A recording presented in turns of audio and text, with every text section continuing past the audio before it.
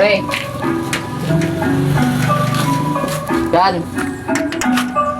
Tingin ka na. Ano pa ako dito sa oras? Ano ba mo ko? Magandang araw sa inyo. Ito na ang part 3 ng ating day 18 of hustling. Tara na at samahan nyo kay pagpatuloy. Ano na kami, pre? Ang day 18 of hustling part 3 natin. Dito ay inatras ko na ang tricycle para makapunta na tayo sa ating customer. Nag-alok nga ako ulit dyan sa nadaanan kong maliit na talipapa. Kaso sabi sa akin ni ate, next day na lang daw ako pumunta. Kakabili lang din kasi daw ng itlog.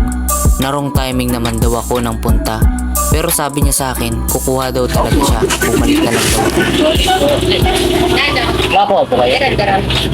Dito po ako. At dito ay narating na Meron pa po kaya? as customer natin. Okay. Dito. Thank you. Doon ay nagkasundo na kami ni ate. May dala pa kasi akong 7 tray ng itlog.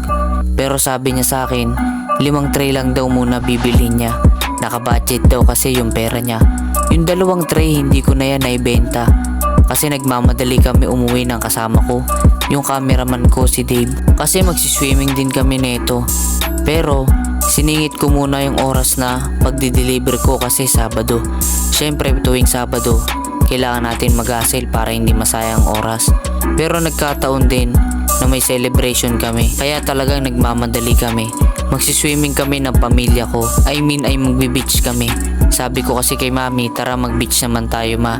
Para kahit papaano mabawasan naman yung mga stress. Yun lamang. At dito nga ay natapos na natin isalin isa-isa ang bawat tray na binenta natin kay ate. At doon ay natapos na ang day 18 of hustling natin. Pero sa totoo lang, diba sabi ko nga kanina, may 2 pang natira. Pero sa susunod na ulit yun na deliver natin. Ganun lang lifestyle natin bilang isang batang nangangarap ng mataas. Para sa akin, ngayon tuloy-tuloy lang talaga, tiwala sa proseso. Sa ating delivery, tara samahan nyo na ako umuwi. Ganun lang naman talaga pag nangangarap ka ng mataas. Kumbaga sa isang puno, kailangan muna maglagas para mamunga. Isa pa, kailangan mo munang putuli ng sanga o bawasan para mas lumaki pa. Ganon din yun. Ganon din sa buhay o nangangarap kang mataas. Napakasimpleng paniniwala lang, pero napakalaking impact na ito sa akin. Kung baga grind now, boss later.